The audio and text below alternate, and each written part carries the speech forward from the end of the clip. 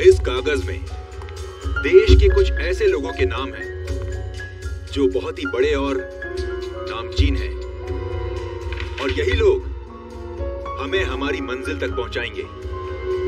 पर क्यों? इनकी कमजोरी के कारण इन्हें सिर्फ एक चीज से प्यार है, पुरानी आर्ट। मगर इन लोगों में से किसी ने हमारे साथ धोखा किया या गद्दारी की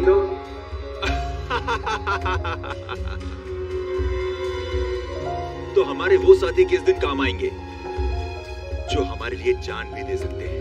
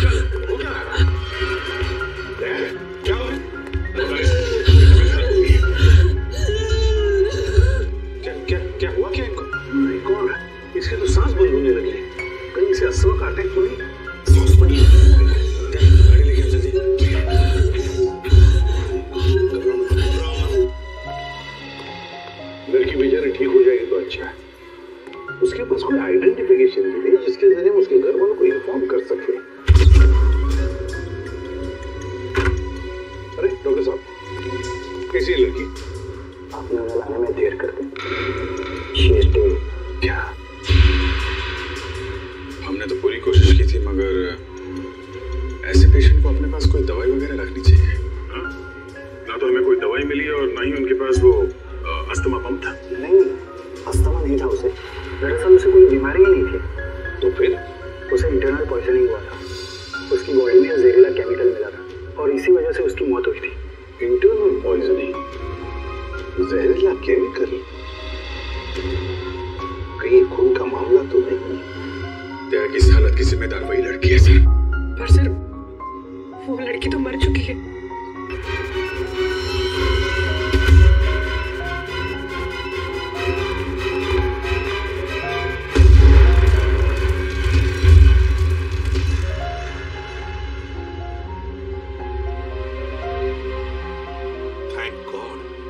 सही वक्त पर इस मुसीबत से हम बच गए।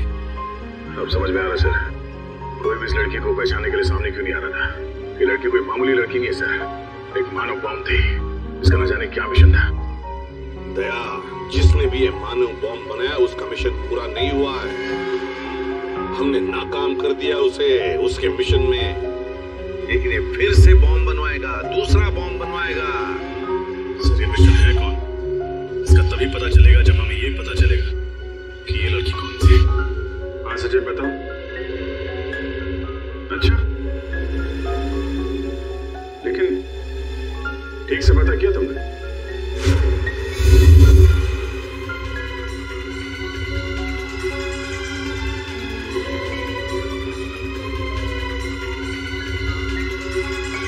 उस लड़की के गुमशुदा होने की रिपोर्ट किसी भी पुलिस स्टेशन में नहीं लिखाई गई।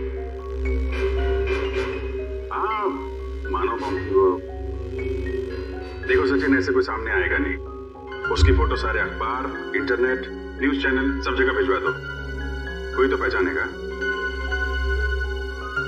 नहीं, तुम ये करो, फिर मैं बताता हूँ आगे क्या करना है।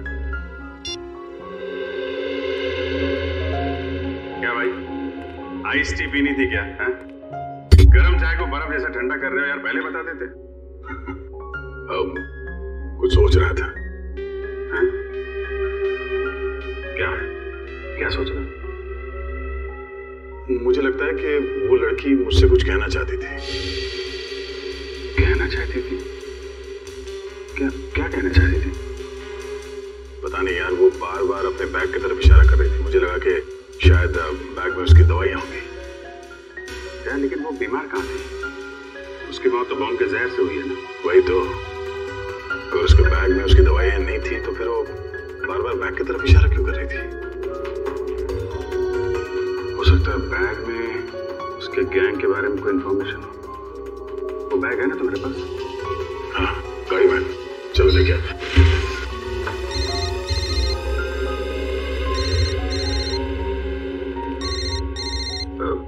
तारीख अच्छी है, ठीक है, बात कर लो और बैग लेके आता हूँ।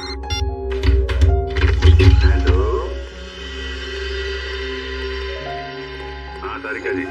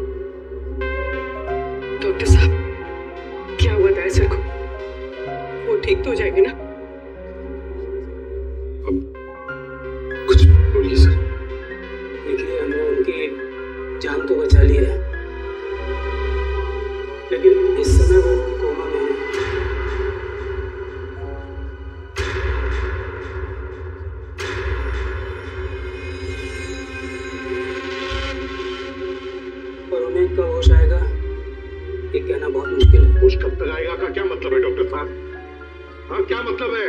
क्या कहना चाहते हैं? देखिए, ऐसे केसेस में कभी कभी पेशेंट को 1-2 दिन में भी होश आ जाता है और कभी कभी सालों लग जाते हैं।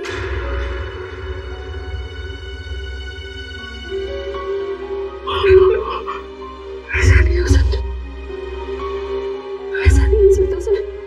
कैंसर कोट ना होगा, ऐसा नहीं हो सकता सर। कुछ नहीं होगा दया को, कुछ नहीं होगा। दया एक फाइटर है, फाइटर, सीआईडी का जांबाज फाइटर। मौत के साथ कई बार जूझ चुका है वो, और इस बार भी जीतेगा, इस बार भी जीतेगा वो।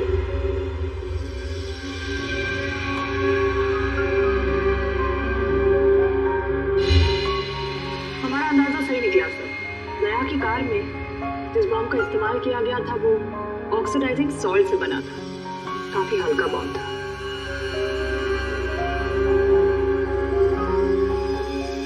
क्या हुआ सर, कोई खास बात? हाँ,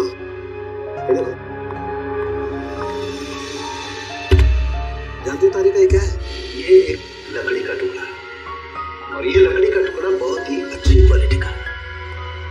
मगर मिला कहाँ से ये लकड़ी का टुकड़ा? लेदर बैग के इस जले हुए टुकड़े पर से, वो लेदर बैग जो उस लड़की के पास था। देखो,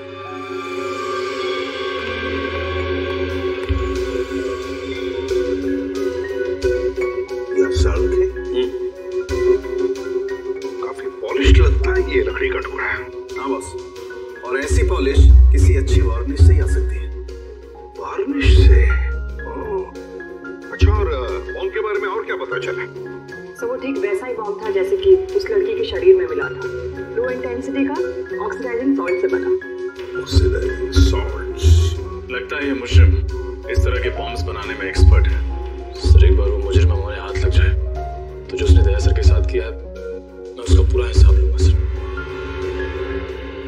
दया को पता चल गया था कि उस लड़की के पर्स में क्या है, इसलिए वो लोग डर गए कि ये बात हमें भी पता चल जाएगी दया के जरिए, इसीलिए ये सब हुआ है। बस, दया अब कैसा है? लड़ रहा है, दया लड़ रहा है सड़क के, लेकिन मुझे पूरा यकीन है कि जीत जाएगा दया, जीत जाएगा।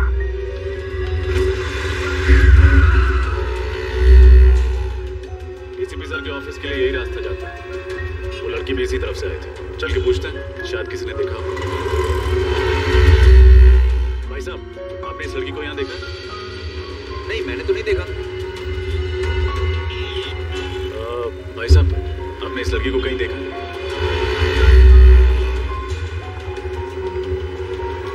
भाई साहब, गौर से देखिए, आपने इस लड़की को कहीं देखा?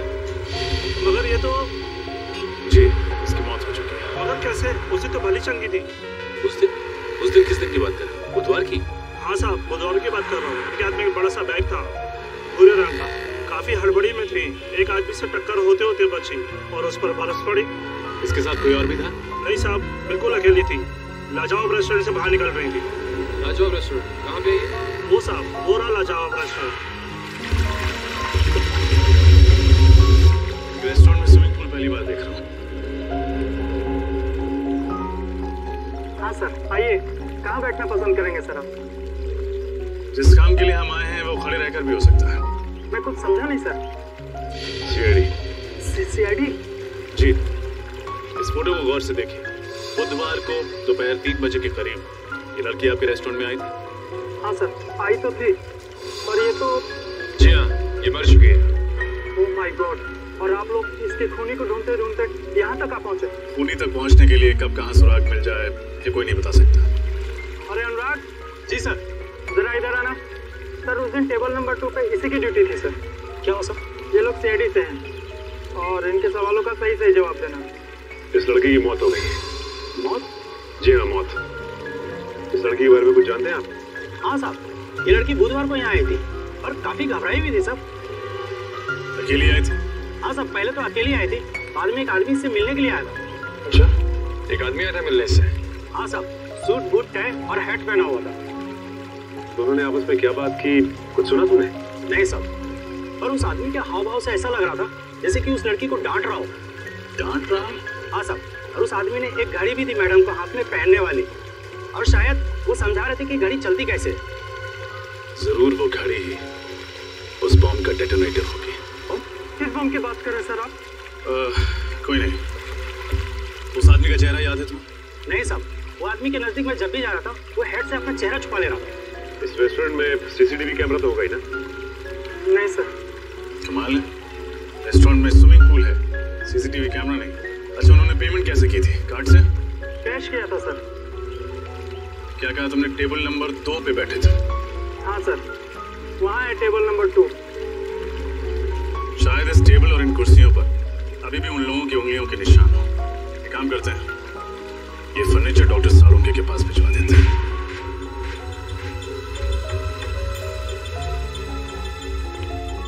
सर, इन कुर्सियों और इस टेबल पर सैकड़ों इंसानों की उंगलियों के निशान होंगे। फिर उस आदमी और उस लड़की की उंगलियों के निशान कौन से होंगे, ये कैसे पता चलेगा सर? क्यों नहीं पता चलेगा निखिल, जरूर पता चलेगा।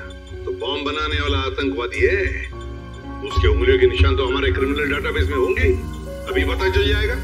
सर, हॉस्पिटल से वो घड़ी मिल गई, शायद बॉम्ब को डेटोनेट करने के लिए इस्तेमाल किया गया था। काफी महंगी घड़ी लगती है ये। सालुंके, आजा,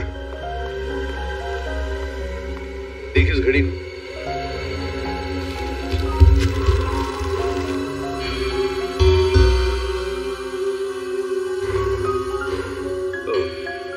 बस रजत का अंदाजा एकदम सही है। दरअसल ये घड़ी ही डेटोनेटर है। ये देख रहे हो? ये तो घड़ी का पुर्जा लगता नहीं, क्योंकि पूरी घड़ी स्टील की है और ये सिर्फ ये चाबी पीतल की। और ये चाबी ही डेटोनेटर है। My God! सर, पहले इस आदमी ने उस लड़की को मानव बॉम्ब बनाया, फिर दया सर पे हमला किया। अब न जाने ये अगला बॉम्ब कहाँ रखने वाला है। सचिन, अगला बॉम्ब प्लान करने से पहले ये तीतर हमारे पिंजरे में होना चाहिए। सर, सर, एक मैच मिला है उंगलियों के निशान का। कौन है? नाम तो नहीं लिखा है और फोटो भी नहीं है, लेकिन बस ये पता चला है कि पिछले 2 सालों में ये 5 बॉम्ब ब्लास्ट कर चुका है आदमी, देश के अलग अलग हिस्सों में। अच्छा, पिछले 2 सालों में 5 बॉम्ब ब्लास्ट कर चुका है और अब 6ठा ब्लास्ट करने जा रहा है। अब ना कोई बॉम्ब ब्लास्ट होने देंगे हम, किसी भी मासूम की जान नहीं जाएगी। अब ये घड़ी, ये डेटोनेटर ही हमें ले जाएगी उसके पास, उस आतंकवादी के पास। सर, वो घड़ी गगन नाम के एक आदमी की है जो बिहार नगर में रहता है। बिहार नगर? तो फिर चलो उसके घर। आप लोग हैं कौन? देखिए, हम लोग सीआईडी से हैं। सीआईडी से? जी हाँ, सीआईडी से। गगन घर में है। ये लोग कौन है माँ? बेटा, ये लोग सीआईडी से आए हैं, तुमसे मिलना चाहते हैं। देखो गगन, हमारे सवालों का हमें सही सही जवाब चाहिए। सही सही जवाब, समझे? क्या काम करते हो? वो ज्वाला रोड पे पाव भाजी का बागला है साहब मेरा। कितने पैसे कमा लेते हो महीने में? यही कोई 6-7 हजार रुपये महीना। 6-7 हजार रुपया महीना? सुन लिया माँ जी, आपका बेटा महीना 6-7 हजार रुपये कमाता है, मगर घड़ी खरीदता है 1.5 लाख रुपए की। 1.5 लाख? हाँ, 1.5 लाख की घड़ी है ना। किस घड़ी की बात कर रहे हैं आप लोग? इस घड़ी की बात कर रहे हैं, समझे? क्यों गगन, कुछ याद आ रहा है इस घड़ी को देखकर? लेकिन आप ये सारे सवालात मेरे बेटे से क्यों पूछ रहे हैं? क्योंकि ये कोई मामूली घड़ी नहीं माँ जी, कोई खास घड़ी है ये, खास घड़ी। एक बॉम्ब का डेटोनेटर है। बॉम्ब? जी हाँ, बॉम्ब। इस पर ये जो चाबी है ना, उसके दबाने से बॉम्ब ब्लास्ट हो सकता है। क्यों गगन? माँ जी, आपका बेटा गगन गलत लोगों से मिला हुआ है। ये झूठ है माँ। ये घड़ी तो मैं किसी और के लिए खरीदता था। वो एक घड़ी खरीदने पे मुझे 20,000 रुपए देता था, मगर मुझे नहीं मालूम था वो इन घड़ी का इस्तेमाल गलत काम के लिए करते हैं। तो अपना दिमाग लगाना चाहिए था। वो एक घड़ी खरीदने के लिए तुम्हें 20,000 रुपए क्यों देगा? साहब, मेरा बेटा निर्दोष है, आप इसे माफ कर दीजिए। गगन निर्दोष है या नहीं ये तो पता चल ही जाएगा, लेकिन बताओ, ये लोग कैसे मिले तुम्हें? वो लोग मेरी दुकान पे पाव भाजी खाने आए थे साहब। उन लोगों ने कहा क्या मैं काम करना चाहता हूँ। मैंने सोचा इसी बहाने में कुछ पैसे कमा लूंगा साहब। अभी कहाँ मिलेंगे? पता नहीं साहब, जब इनको जरूरत होती है ये फोन करके खुद ही संपर्क कर लेते हैं मुझसे। जब उन्हें जरूरत होती है तो वो खुद संपर्क कर लेते हैं। अब तो हम संपर्क करेंगे उनसे, हम संपर्क करेंगे। मालदार पार्टी है बॉस, 5 करोड़ का रोकड़ा लेकर आई है, पर माल उसको अब भी चाहिए। 5 करोड़ का माल? तुमने पता किया वो किस गैंग का है? नहीं बॉस, ये तो मैंने पूछा ही नहीं। बेवकूफ, हमारे इस धंधे में किसी पे भरोसा नहीं किया जा सकता। तुम्हारी इस मालदार पार्टी पे मुझे शक हो रहा है। कौन हो तुम? और अंदर कैसे घुस आए? बॉस, यही तो है वो मालदार पार्टी। हम तुम पर भरोसा करते, तुम हम पर शक करते, हमारा तलाशी लेते तुम। हम इधर पे डील करने को आए हैं। तुमको क्या लगता है हम जेब में गन लेके घूमते? तुम सोचता है कि हम जेब में ऐसे हाथ डालेगा और पैसे कर निकालेंगे? मोबाइल। नाम क्या है तुम्हारा? डोगा। किस तरह का बॉम्ब चाहिए तुम्हें? मानो बॉम्ब।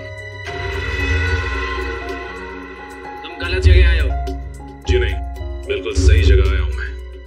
इस लड़की को मानो बॉम्ब तुम ही ने बनाया ना? कौन हो तुम? सीआईडी।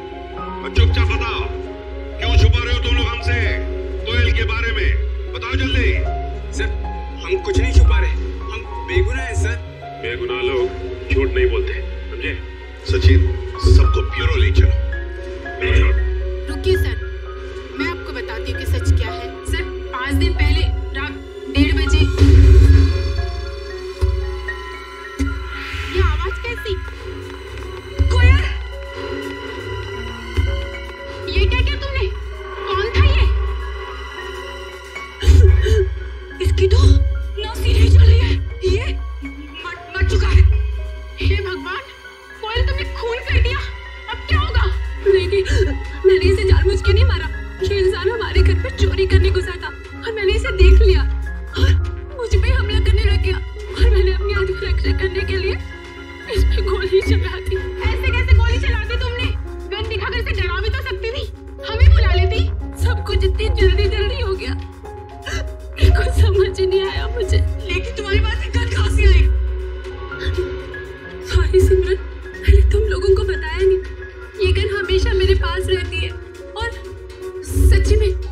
गन का मेरे पास लाइसेंस भी है, सच्ची बोल रही हूँ।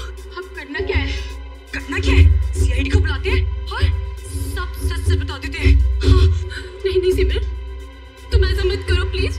देखो, सीआईडी मेरी बात में भरोसा बिल्कुल नहीं करेगी। वो लोग मुझे फांसी पे चढ़ा देंगे।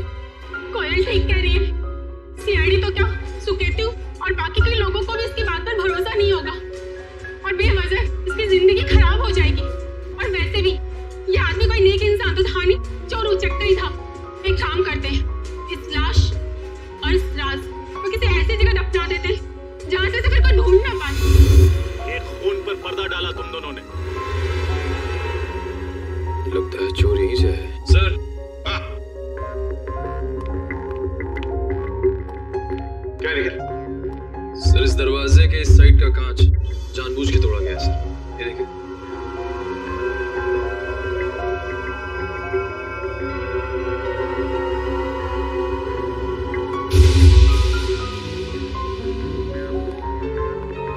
क्यों?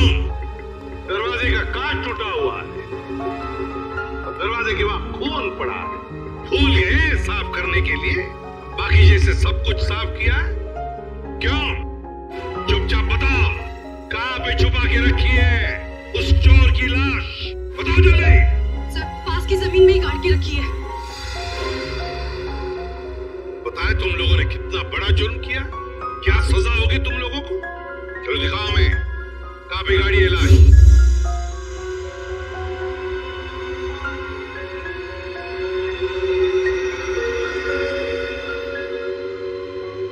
क्या चलाया तूने यार?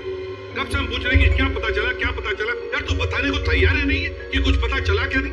हम तो दया की तबीयत को लेकर परेशान है और फिर तू इस तरह से बर्ताव कर रहा है। अरे यार, दया की चिंता मुझे भी है, इसीलिए इस केस में मैं हर एविडेंस की इतनी बारीकी से जांच करना चाहता हूँ ताकि मुझसे कहीं कोई गलती की गुंजाइश ही न रहे। और तुम्हें पता ना, कोयल ने जो इस चोर को मारा उसकी लाश से तुझे क्या पता चला? पता ये चला है बॉस, इस चोर को कोयल ने नहीं मारा। क्या? लेकिन कोयल के दोस्तों ने तो बताया कि उसने अपनी जान बचाने के लिए इस चोर को गोली मारी थी। नहीं रजत, ऐसा नहीं हो सकता, क्योंकि इस चोर पे जो गोली चली है वो कोयल की गन से नहीं चली। तो क्या फिर इस चोर ने अपनी गन से अपने आप को मार लिया? नहीं सचिन, गोली चोर की इस गन से भी नहीं चली। गोली इस चोर की गन से भी नहीं चली, गोली कोयल की गन से भी नहीं चली, तो तुम्हारे कहने का मतलब है कि किसी तीसरी गन से गोली चली? मतलब उस वक्त कोई तीसरा आदमी भी था वहां पर? हाँ बॉस, बिल्कुल, वहां पर कोई तीसरा आदमी भी जरूर था। दरवाजे के पास जो सूखा हुआ खून आप लोगों को मिला है वो ना तो इस चोर का है और ना ही कोयल का है। कौन है ये तीसरा आदमी?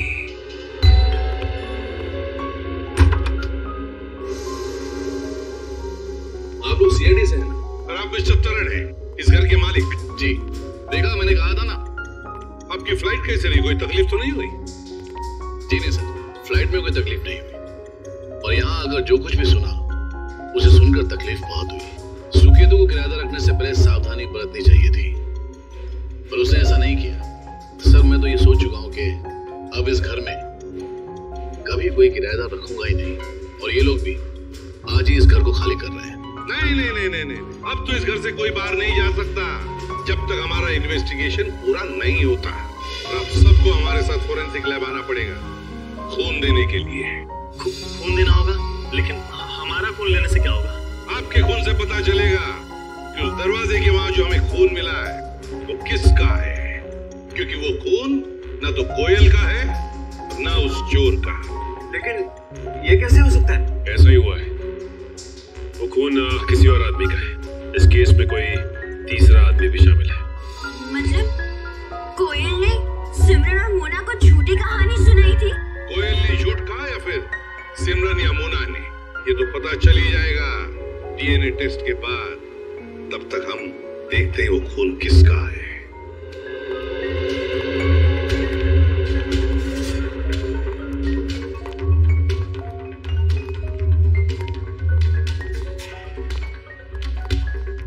देखो अच्छी तरह से देखो, कुछ तो हमारे नजरों से छूटा है पिछली बार। इस बार मिलना चाहिए कोई न कोई सुराग।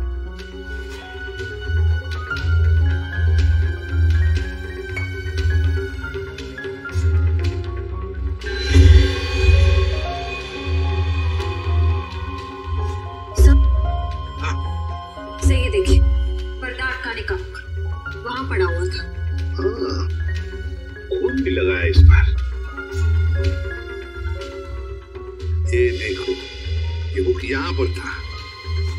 हो सकता है ये तीसरा आदमी गुनाह करके यहाँ से भाग रहा होगा, तो इस बुक से टकराया और उसका खून नीचे गिर गया। सर, ये देखिए, सोने की अंगूठी। सोने की अंगूठी? किसकी है ये सोने की अंगूठी? सर, हम तो अंगूठी पहली बार देख रहे हैं। ये हम में से किसी की भी नहीं है। तो यहाँ तो हर आदमी एक दूसरे को बचाने में लगा हुआ है। सच क्या है कोई बताना ही नहीं चाहता। चलो कोई बात नहीं, अगर आप नहीं बताना चाहते तो वो जौहरी बताएगा, जिसने ये अंगूठी बनाई है। और जौहरी का नाम है वीजे, विराज ज्वेलर्स। सर, ये है वो टिप्पू जिसकी वो अंगूठी है। निखिल, पकड़ो उसे, जल्दी भागो।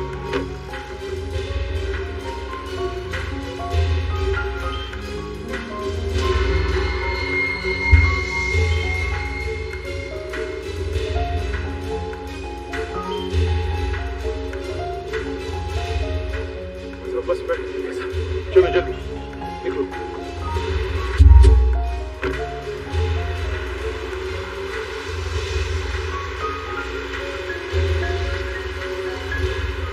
सर, इस बस में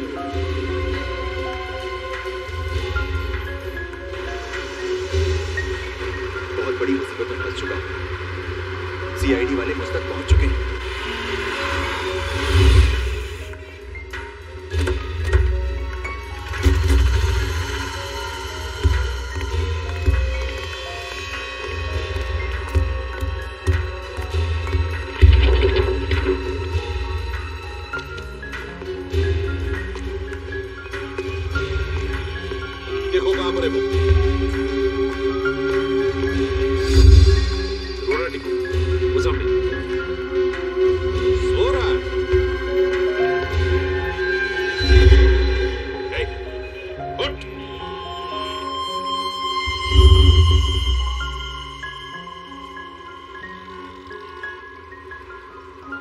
सांसें तो बंद है इसकी, होंठ भी नीले पड़े, कहीं से किसी ने जहर तो नहीं दिया।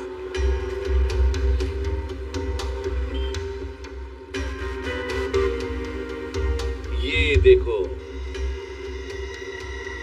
सुई चुभोई है किसी ने, लगता है जहर उसी से दिया गया है। इसके पास जो पार्सल था बॉक्स वाला, वो ढूंढो, देखो उस पार्सल को ढूंढो।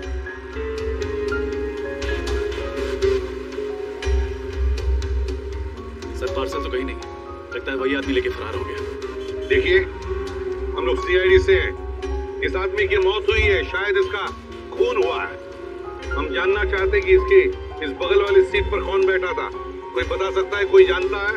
वो तो सर इस बस स्टॉप पे उतर गया। आदमी यहीं पर उतर गया, इस स्टॉप पर?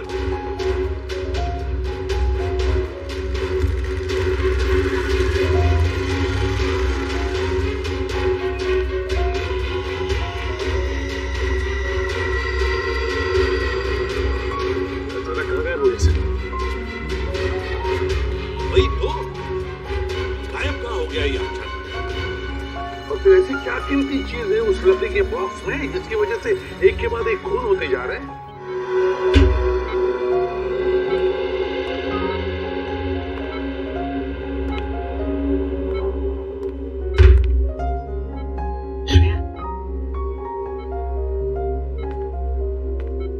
श्रेया, तुम घर जाओ, मैं तहसील के पास रुकती हूँ।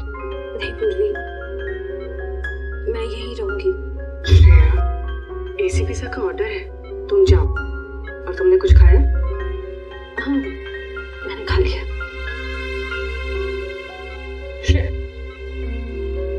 क्या हुआ? ठीक हूँ, बस थोड़ी थकावट हो रही है।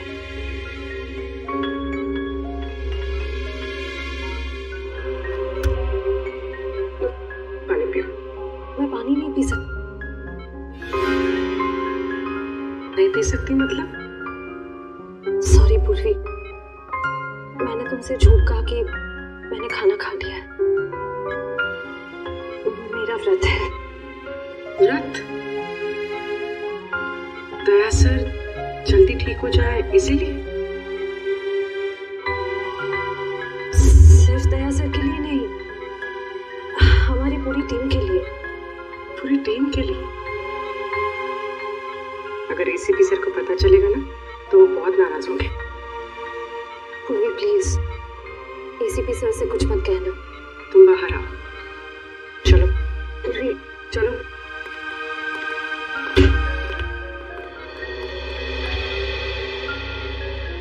श्रेया,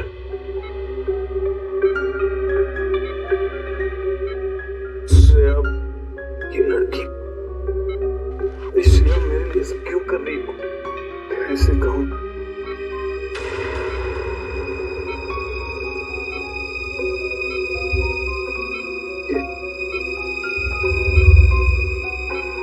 यहाँ कैसे?